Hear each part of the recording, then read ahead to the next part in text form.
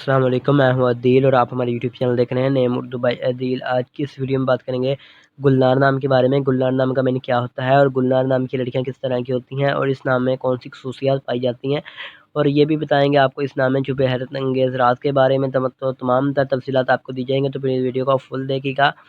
گلنار نام کا شمار لڑکیوں کے ناموں میں ہوتا ہے۔ گلنار نام کے معنی انار کے پھول کے ہوتے ہیں، اور اگر گلنار نام کے تخلیقی زبان کے بارے میں بات کریں تو یہ کربی زبان کا نام مانا جاتا ہے۔ گلنار جنس لڑکی ہے، اور اگر گلنار نام کے مذاہب کی بات کریں تو یہ ایک مسلم نام مانا جاتا ہے۔ گلنار نام کے حامی نمبرز 1، 3، 7، 8، 9، 13 اور 17 ہوتے ہیں۔